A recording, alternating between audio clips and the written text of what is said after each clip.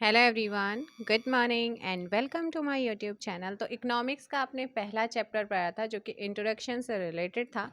But आपका second chapter है क्या, भारत की राष्ट्रीय आय, है ना, इंडियाज नेशनल इनकम। सो इससे कुछ क्वेश्चन आपके एग्जाम में मोस्टली पूछे जाते हैं, तो मैं आप लोगों को कुछ इसके क्वेश्चन क्या करती हूँ बता देती हूँ, ठीक है ना। तो फर्स्ट क्वेश्चन जैसे कि आप लोगों के सामने है, भारत की राष्ट्रीय आय में सर्वाधिक योगदान किसका है। तो भारत की आय में जो सर्वाधिक योगदान होता है वो किस क्षेत्र का होता है। तो सबसे पहले आप पढ़ रहे हैं राष्ट्रीय आय। तो राष्ट्रीय आय है क्या? राष्ट्रीय आय का मतलब होता है किसी देश में एक साल के अंदर अंदर उत्पादित अंतिम वस्तुओं और सेवाओं के मौद्रिक मूल्य का जो योग होता है उसी को क्या कहते हैं, भारत की राष्ट्रीय आय कहते हैं। राष्ट्रीय आय चालू या स्थिर कीमतों पर जारी की जाती। किन पर होती है? चालू और स्थिर कीमतें जो होती हैं, स्थिर है ना, इन कीमतों पर क्या होती है, चालू आपकी कीमतों पर ये जारी की जाती। किसी देश की आर्थिक विकास का सही सूचनक स्थिर कीमत पर राष्ट्रीय आय होती है, जिसे आधार वर्ष के मूल्यों पर क्या करते हैं, मापते हैं। ठीक। तो याद रखना, राष्ट्रीय आय ज्ञात करने के लिए उत्पादन पद्धति और आय पद्धति, किन दो पद्धतियों का, उत्पादन और आय, इन दो पद्धतियों का यूज होता है। ठीक। तो यहाँ पर फर्स्ट क्वेश्चन आप लोगों का कि भारत की राष्ट्रीय आय में जो सर्वाधिक योगदान होता है वो किस क्षेत्र का होता है। तो आपको ध्यान रखना है विनिर्माण, किसका होता है, विनिर्माण क्षेत्र का होता है। ऑप्शन हो जाएगा यहाँ पर बी, ऑप्शन बी यहाँ पर सही होगा। भारत की राष्ट्रीय आय का प्रमुख स्रोत क्या है, प्रमुख स्रोत क्या है। तो प्रमुख स्रोत जो है, इनकम जो सबसे ज्यादा इंपॉर्टेंट है वो है आपका सेवा। तृतीय क्षेत्र, तीसरा क्षेत्र जो हमारा आता है, तीसरा सेक्टर जो आता है वो है आपका विनिर्माण सेवा क्षेत्र। क्या आ जाएगा, सेवा क्षेत्र में सबसे ज्यादा क्या है, प्रमुख स्रोत है आपका। योजना काल में राष्ट्रीय आय में किस क्षेत्र का योगदान घटा है। जो योजना काल था ना बीच में, उस योजना काल में राष्ट्रीय आय में किस क्षेत्र का जो योगदान है वो घटा है। वो घटा है कृषि का। किसका घटा है, कृषि का। वर्तमान में भारत की राष्ट्रीय आय में किस क्षेत्र का सर्वाधिक योगदान है। अगर वर्तमान की बात करते हैं ना, तो तृतीय क्षेत्र आ जाएगा आपका, तीसरा क्षेत्र यानी कि सेवा का क्षेत्र, सर्विस सेक्टर जो है वो सबसे ज्यादा योगदान दे रहा है वर्तमान में। नेक्स्ट क्वेश्चन, जैसे जैसे अर्थव्यवस्था विकसित होती है राष्ट्रीय आय में तृतीय क्षेत्र का अंश क्या होता है, घटता है, बढ़ता है, या वहीं पर रहता है, घटता है तत्पश्चात बढ़ता है, बढ़ता है तत्पश्चात घटता है।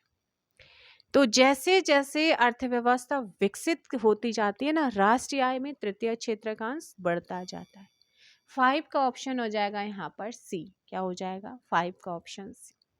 नियोजन के आरंभ में 1950 से 51 भारत के सकल घरेलू उत्पाद जीडीपी, ग्रॉस डोमेस्टिक प्रोडक्ट में प्राथमिक क्षेत्र, तृतीय क्षेत्र और द्वितीय क्षेत्र और तृतीय क्षेत्र का योगदान 1993-94 की कीमतों पर क्रमशः 55.1, 11.11, 13.34 एंड 29.55% था, जो 2014-15 के दौरान परिवर्तित होकर इतना हो गया। कितना? ऑप्शन ए होगा यहाँ पर करेक्ट आंसर, ऑप्शन ए सही होगा। ठीक। नेक्स्ट क्वेश्चन है, देश में राष्ट्रीय न्याय दर्श, राष्ट्रीय न्याय दर्श एनएसएस की स्थापना कब हुई। देश में क्या है, राष्ट्रीय न्याय दर्श एनएसएस की स्थापना कब हुई। इस क्वेश्चन में आपका जो करेक्ट आंसर होगा वो हो जाएगा बी, 1950। एक आता है सीएसओ, है ना, सीएसओ। भारत की राष्ट्रीय आय की गणना कौन करता है, सीएसओ ही तो करता है। आपसे क्वेश्चन पूछेगा कि भारत की राष्ट्रीय आय की गणना करता है कौन, सीएसओ करता है, केंद्रीय सांख्यिकीय संगठन। इसका जो इस गठन हुआ है वो कब हुआ है, 1951 में। राष्ट्रीय आय है, राष्ट्रीय आय क्या है, बोलो, राष्ट्रीय आय क्या है। तो याद रखना है, राष्ट्रीय आय उत्पादन लागत पर निबल राष्ट्रीय उत्पाद ही आपका क्या है, नेशनल इनकम है। क्या है, नेशनल इनकम है। क्लियर है। नेक्स्ट क्वेश्चन आप लोगों का, भारत की राष्ट्रीय आय अनुमानित होती है, किसके द्वारा अनुमानित होती है राष्ट्रीय आय। बताओ जल्दी से। Question number 10। तो ये जो अनुमानित की जाती है वो कौन करता है? केंद्रीय सांख्यिकी संगठन। निम्न में से किस राज्य की प्रति व्यक्ति आय सबसे अधिक? ये क्वेश्चन आपका 1995 में पूछा। गोवा। गोवा भारत में चालू मूल्यों पर प्रति व्यक्ति न्यूनतम आय वाला राज्य। न्यूनतम आय वाला राज्य बिहार है। नेक्स्ट क्वेश्चन, 1867-68 में भारत में प्रति व्यक्ति आय 20 रुपए थी और यह सर्वप्रथम अभिनिश्चित किया किसने? सबसे पहले किसने ये बताया था? इसमें आप लोगों ने ध्यान रखना है 13 का जो सही आंसर होगा वो हो जाएगा ऑप्शन डी। क्या हो जाएगा? डी, दादा भाई नेरोजी। ड्रेन का सिद्धांत, द थ्योरी ऑफ ड्रेन किसने प्रतिपादित किया? दादा भाई नेरोजी। भारत में राष्ट्रीय आय की गणना में किस विधि का यूज करते हैं? अभी विधि बताई थी ना मैंने कहा उत्पादन या उत्पत्ति, उत्पत्ति या उत्पादन है कि उत्पादन पद्धति या फिर आय पद्धति। तो उत्पादन गणना विधि या उत्पत्ति गणना विधि या आय विधि। ऑप्शन सी बोथ आपका सही होगा। हिंदू वृद्धि दर किससे संबंधित है? हिंदू वृद्धि दर किससे संबंधित है? राष्ट्रीय आय से। 1949 में गठित राष्ट्रीय आय समिति जो थी, है ना, 1949 में गठित जो समिति बनी थी राष्ट्रीय आय के लिए, वो उसके अध्यक्ष कौन थे? 17 का आपको ध्यान रखना है। उस समिति के जो अध्यक्ष बनते हैं 4 अगस्त 1949 की बात है और Mahalanobis, PC Mahalanobis. Option B. स्वतंत्रता पूर्व भारत की राष्ट्रीय आय के संबंध में किसने अनुमान लगाए थे? तो स्वतंत्रता से पहले जो अनुमान लगाए थे वो किसने लगाए थे? बताइएगा। तो इस क्वेश्चन का आपका जो सही आंसर होगा ना वो हो जाएगा ऑप्शन 18 का सी, नेरोजी और शिराज ने। दादा भाई नेरोजी और शिराज ने लगाए थे। ठीक है। नेक्स्ट क्वेश्चन आप लोगों का, स्वतंत्रता के पश्चात, किसके पश्चात? स्वतंत्रता के पश्चात देश की राष्ट्रीय आय का अनुमान लगाने के लिए भारत ने राष्ट्रीय आय समिति की स्थापना कब की थी? अभी बताया था ना, अध्यक्ष पीसी महालोनिस को बनाया जाता है और डेट मैंने बताई थी 4 अगस्त 1949। Option A. नेक्स्ट क्वेश्चन, स्वतंत्रता के बाद की समयावधि के लिए राष्ट्रीय आय अनुमानों को किस श्रृंखला के अंतर्गत रखा गया? तो परंपरागत श्रृंखला भी थी, पुनरीक्षित श्रृंखला भी थी और नवीन श्रृंखला भी थी। आंसर, भारत में राष्ट्रीय आय की गणना किस आधार पर होती है? आधार क्या होता है? क्वेश्चन आप लोगों का ये है कि स्वतंत्रता के बाद की समयावधि के लिए राष्ट्रीय आय अनुमानों को किस श्रृंखला के अंतर्गत रखा गया था? Question number 20, correct answer option, बताइएगा क्या होगा? परंपरागत श्रृंखला भी थी, है ना, परंपरागत भी थी, पुनरीक्षित भी थी और नवीन श्रृंखला भी थी। आंसर होगा सभी। Option D. भारत में राष्ट्रीय आय की गणना किस आधार क्या है, उसके मापक क्या है? 21 ऑप्शन सी, चालू मूल्यों के आधार और स्थिर मूल्यों के आधार, मैंने स्टार्टिंग में बताया था। All of these option C. Next question है कि वर्तमान में राष्ट्रीय आय समंकों की गणना किस आधार पर या किस आधार वर्ष पर की जा रही है? इस क्वेश्चन के अकॉर्डिंग जो करेक्ट आंसर होगा 2004-5, लेकिन वर्तमान अगर आपको 2011-12 मिलता है फिर आप उसे वहां पर टिक करेंगे। ठीक है। वर्तमान में राष्ट्रीय आय की गणना के लिए आधार वर्ष जो है वो 2011 और 12 है। तो आपको देखना है क्वेश्चन में ऑप्शन क्या है। भारत में राष्ट्रीय आय की सही संगणना में आने वाली एक कठिनाई क्या है? वो है अमौद्रिक क्षेत्र का अस्तित्व। अमौद्रिक क्षेत्र का अस्तित्व। नेक्स्ट, भारत में राष्ट्रीय आय की सही संगणना में कौन सी समस्या सामने नहीं आती है? तो कौन सी समस्या सामने नहीं आती? 24 का ए पर्याप्त एवं सही सांख्यिकीय विधियों की कमी। नेक्स्ट क्वेश्चन आप लोगों का है, भारत में सर्वप्रथम राष्ट्रीय आय का आकलन जो है वो किसने किया था? दादाभाई नौरोजी ने। दादाभाई नौरोजी ने अपने धन का पलायन सिद्धांत किस पुस्तक में वर्णित किया है, वर्णन किया है? Poverty and un British rule in India, ये पूछा जाता है कि किसकी पुस्तक है ना। नेक्स्ट क्वेश्चन, भारत की राष्ट्रीय आय में सर्वाधिक योगदान किसका है? अब तो आपको ये क्वेश्चन रट गया होगा। तृतीय क्षेत्र यानी कि सेवा, सर्विस सेक्टर। भारत की राष्ट्रीय आय में किस क्षेत्र का सबसे कम योगदान है? तो प्राथमिक जो कृषि क्षेत्र आ जाता है। भारत में राष्ट्रीय आय की गणना निम्नलिखित में से किसके द्वारा की जाती है? केंद्रीय सांख्यिकीय संगठन। नेक्स्ट क्वेश्चन, किसी देश की आर्थिक वृद्धि की सर्वाधिक उपयुक्त माप क्या है? देश की आर्थिक वृद्धि की जो सर्वाधिक यहाँ पर उपयुक्त माप है वो क्या है, बताइएगा।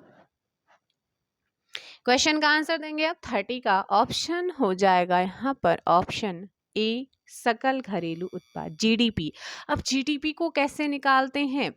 जीडीपी है क्या? सकल घरेलू उत्पाद यानी कि जीडीपी, गुड डोमेस्टिक प्रोडक्ट। किसी देश के भीतर, किसी देश के अंदर एक वर्ष में निवासी और जो गैर निवासी हैं उनके द्वारा जो उत्पादित वस्तुओं के मूल्य के बराबर होता है जीडीपी, उसी को क्या कहा जाता है? जीडीपी, है ना। एक आया है एनएनपी। तो एनएनपी निकालने के लिए किस चीज का यूज करते हैं? तो एनएनपी निकालने के लिए हम करते हैं जीएनपी।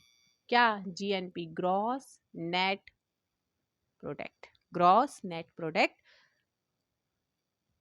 जीएनपी माइनस के डेप्रिसिएशन यानी कि डेप्रिसिएशन, मूल्य ह्रास। क्या है? मूल्य ह्रास। तो फिर निकल के आ जाता है आपका शुद्ध राष्ट्रीय, क्या निकल के आएगा? एनएनपी यानी कि शुद्ध राष्ट्रीय उत्पाद। एक होता है एनडीपी, एनडीपी होता है नेट डोमेस्टिक प्रोडक्ट। तो नेट डोमेस्टिक प्रोडक्ट निकालने के लिए जीडीपी माइनस क्या करेंगे? बताओ जल्दी से, जल्दी बताओ भाई। डेप्रिसिएशन, जीडीपी माइनस के डेप्रिसिएशन, निकल के आएगा एनडीपी। ठीक, नेक्स्ट क्वेश्चन आप लोगों का है, तो इसका आंसर हो जाएगा ऑप्शन ए, राष्ट्रीय आय का परिकलन निम्नलिखित में से किस एक को छोड़कर अन्य सभी तरीकों से होता है? सभी व्ययों का योग, सभी प्रकार के निर्गतों का योग, या सभी प्रकार की आय का योग, सभी प्रकार की बचत का योग नहीं होता। ऑप्शन ए, निम्नलिखित में से किसको राष्ट्रीय आय में शामिल नहीं किया जाता? लॉटरी जीतना, इसे नहीं करते, ठीक है, लॉटरी जीतने को। 32 का ऑप्शन सी। नेक्स्ट क्वेश्चन, प्रति व्यक्ति आय निकालने के लिए राष्ट्रीय आय को भाग दिया जाता है। जब हमें प्रति व्यक्ति आय निकालनी हो तो प्रति व्यक्ति आय को निकालने के लिए हम किसको जो है यहाँ पर घटाते हैं? भाग दिया जाता है, डिवाइड करते हैं। तो कुल जनसंख्या, प्रति व्यक्ति आय निकालने के लिए देश की कुल राष्ट्रीय आय में देश की कुल जनसंख्या का भाग दिया जाता है। ऑप्शन यहाँ पर बी, भाग यानी कि डिवाइड। भाग की राष्ट्रीय आय के बारे में कौन सा कथन सही है? संयुक्त रूप से कृषि और उद्योग की अपेक्षा सेवाओं का प्रतिशत हिस्सा अधिक है। बिल्कुल, सेवा यानी कि तीसरा क्षेत्र बहुत ज्यादा योगदान दे रहा है। 34 का ऑप्शन हो जाएगा डी। नेक्स्ट क्वेश्चन है, अमीर की तुलना में गरीब बचत करते हैं, बताइए क्या ये सही है? ऑप्शन सी, बिल्कुल अपनी आय के अपेक्षाकृत छोटे हिस्से की, ऑप्शन सी। 35 का सी यहाँ पर क्वेश्चन है कि अमीरों की तुलना में गरीब बचत करते हैं अपनी आय के अपेक्षाकृत छोटे हिस्से। भारत के सकल घरेलू उत्पाद में नीचे दिए गए विभिन्न क्षेत्रों के योगदान का कौन सा एक सही ह्रासवान क्रम है? तो ह्रासवान मतलब होता है सबसे ऊपर, फिर उसके बाद तो सबसे पहले सेवा, फिर उद्योग, फिर कृषि। ऑप्शन पहला, दूसरा और नहीं, तीसरा, दूसरा और पहला क्षेत्र आपका यहाँ पर आंसर हो जाएगा ई। ठीक है, नेक्स्ट क्वेश्चन है 37 कि भारत में स्थिर मूल्यों पर सकल घरेलू उत्पाद जीडीपी के प्राकलन के लिए वर्तमान आधार वर्ष, तो मैंने वही कहा है, वर्तमान आधार वर्ष है आपका 11 और 12, लेकिन इस ऑप्शन के अकॉर्डिंग यहाँ पर होगा डी। सही है, सही, 11 12 बिल्कुल सही है ना। ऑप्शन हो जाएगा यहाँ पर डी। क्या हो जाएगा? डी 37। नेक्स्ट क्वेश्चन, निम्नलिखित में से कौन सा क्षेत्र भारत के सकल घरेलू उत्पाद जीडीपी को सर्वाधिक योगदान देता है? तीसरा क्षेत्र सकल घरेलू उत्पाद के बारे में निम्नलिखित कथनों पर विचार करना है। जब विचार करेंगे तो यह एक वर्ष में एक देश की सीमाओं के अंदर बनी सभी वस्तुओं एवं दी गई सेवाओं का बाजार मूल्य है। तो बिल्कुल भाई केवल और केवल ऑप्शन ए यहाँ पर सही होगा, 39 का ए। मूल्य ह्रास किसके बराबर होता है? मूल्य ह्रास यानी कि डेप्रिसिएशन किसके बराबर होता है? डेप्रिसिएशन मतलब होता है क्या 40 सकल राष्ट्रीय उत्पाद माइनस निबल राष्ट्रीय उत्पाद। 40 का ए। निम्नलिखित में से कौन सी राष्ट्रीय आय के मापन की विधि नहीं है? राष्ट्रीय आय के मापन की विधि यहाँ पर पूछा गया है। आंसर दीजिएगा क्वेश्चन नंबर 41 का आंसर हो जाएगा सी। निवेश विधि नहीं, बाकी मूल्य वर्धित विधि है, आय विधि भी है, व्यय विधि है, लेकिन 41 का सी। निम्नलिखित में से कौन सी पद्धति राष्ट्रीय आय आकलन की पद्धति नहीं है? तो वो मैट्रिक्स पद्धति नहीं है, ऑप्शन हो जाएगा सी, मैट्रिक्स पद्धति। नेक्स्ट है, राष्ट्रीय आय निकालने के लिए एनएनपी में किसे घटाए? इस तरीके से क्वेश्चन आता है। तो मैंने कहा ना कि अगर हमें जीडीपी निकालना है तो जीडीपी के लिए क्या करते हैं, बताओ बताओ जल्दी भाई। तो उससे पहले भाई आपका आता है जीएनपी। जीएनपी निकालने के लिए क्या करेंगे? तो जीएनपी निकालने के लिए मैंने आपको बताया था, जीएनपी अगर आपको निकालना है तो जीडीपी प्लस जो विदेशों जो भारतीयों द्वारा उत्पादित मूल्य है माइनस विदेशियों के द्वारा उत्पादित मूल्य को माइनस करेंगे, ठीक। और वहीं अगर आपको एनएनपी निकालना है तो एनएनपी के लिए क्या करेंगे? GNP goods net product minus मूल्य ह्रास। तो आंसर हो जाएगा यहाँ पर एनएनपी पूछा है आपसे, तो बताइएगा एनएनपी बताया ना, एनएनपी जीएनपी माइनस डी, यानी कि आंसर क्या हो जाएगा? घटाया जाता है। किसको घटाते हैं? 43 का ऑप्शन ए, अप्रत्यक्ष टैक्स को। तो यहाँ पर आपका अप्रत्यक्ष कर है, लेकिन कई जगह पे आपको मिलता है मूल्य ह्रास, ठीक है। ऑप्शन हो जाएगा ए, अप्रत्यक्ष कर को। जीएनपी से एनएनपी निकालने के लिए निम्न से किसको घटाया जाता है? तो जीएनपी से एनएनपी अगर निकालना है तो हमें क्या माइनस करना होता है? डेप्रिसिएशन, मूल्य ह्रास। सकल राष्ट्रीय उत्पाद माइनस मूल्य ह्रास, सकल राष्ट्रीय उत्पाद, सकल राष्ट्रीय उत्पाद माइनस सकल राष्ट्रीय उत्पाद मतलब GNP, good gross national product, equal to से एनएनपी निकालने के लिए एनएनपी निकालना है हमें, तो अभी बताया था जीएनपी माइनस के डेप्रिसिएशन किसको घटाया जाता है? 44 का ऑप्शन ए आपका ह्रास को। सकल राष्ट्रीय उत्पाद, आप पूछा सकल राष्ट्रीय उत्पाद, तो सकल राष्ट्रीय उत्पाद है ना, सकल राष्ट्रीय उत्पाद जीएनपी होता है। तो जीडीपी प्लस भारतीयों द्वारा उत्पादित माइनस विदेशियों द्वारा उत्पादित मूल्य। तो आंसर क्या हो जाएगा यहाँ पर? 45 का ऑप्शन बी, निबल राष्ट्रीय उत्पाद। जो निबल राष्ट्रीय उत्पाद होता है उसे, किसी देश का निबल राष्ट्रीय उत्पाद होती है, क्या होती है? विदेशों से निबल आय जोड़कर, यानी कि जो विदेशियों से उत्पादित मूल्य होता है उसको घटाया जाता है, तो वही आपका होता है ऑप्शन बी, सकल घरेलू उत्पाद विदेशों से निबल आय जोड़कर। तो एनएनपी में इन्हें ऐड किया जाता है। नेक्स्ट क्वेश्चन है, आर्थिक विकास का सर्वोत्तम सूचकांक उपलब्ध कराया जाता है? प्रतिवर्ष प्रति व्यक्ति वास्तविक आय में वृद्धि के द्वारा 47 का है। अगर आपको ये जीएनपी ये वगैरह नहीं आया ना, जीडीपी कैसे निकालना, जीएनपी कैसे निकालना, एनडीपी, तो संडे में एक छोटा सा एक तो मैराथन आप लोगों को देनी है, उसके अलावा बोर्ड में बोर्ड में जो है ना वो आप लोगों को बता दूंगी किस में से किसे माइनस करना है, किसको नहीं करना है, ठीक है। तो 46 का हो जाएगा डी, और 46 का हो जाएगा डी। नेक्स्ट क्वेश्चन, आर्थिक विकास का सर्वोत्तम सूचकांक उपलब्ध कराया जाता है किसके द्वारा? प्रतिवर्ष प्रति व्यक्ति वास्तविक आय में वृद्धि द्वारा। अंतर्राष्ट्रीय समुद्र यानी कि पानी में भारतीय मछुआरों द्वारा पकड़ी गई मछलियां निम्नलिखित में से किसकी जीडीपी का हिस्सा है? भारत का। नेक्स्ट है, आय विधि से राष्ट्रीय आय का आकलन करते समय निम्नलिखित में से किसको शामिल नहीं किया जाता? तो मिश्रित आय, किराया, पेंशन, लेकिन अवितरित आय नहीं होती। नेक्स्ट है, राष्ट्रीय आय की गणना की अनुमान की गणना, राष्ट्रीय आय अनुमान की गणना करते समय निम्न में से किसको ध्यान में रखना अपेक्षित होता है? निर्यात मूल्य को जोड़ा जाना और आयात मूल्य को घटाना। 50 का है। सकल घरेलू उत्पाद किसका मुद्रा मूल्य है? एक वर्ष में उत्पादित सभी अंतिम वस्तु और सेवाओं का। किसी राष्ट्र की आय होती है, किसी राष्ट्र की आय होती है उत्पादन कार्यों का योगफल। वे विधि के माध्यम से जीएनपी की गणना में क्या शामिल नहीं किया जाता? तो क्या शामिल नहीं करते हैं? 53। 53 का जो सही आंसर होगा वो हो जाएगा ऑप्शन सी, मूल्यह्रास पे। नेक्स्ट है, निम्न में से किस क्षेत्र में भारत में सकल राष्ट्रीय उत्पाद जीडीपी का सबसे बड़ा भाग प्राप्त होता है? सेवा क्षेत्र से। नेक्स्ट क्वेश्चन आप लोगों का है कि आपसे क्वेश्चन है कि भारत के जीडीपी में अर्थव्यवस्था की किस क्षेत्र की हिस्सेदारी सबसे ज्यादा है?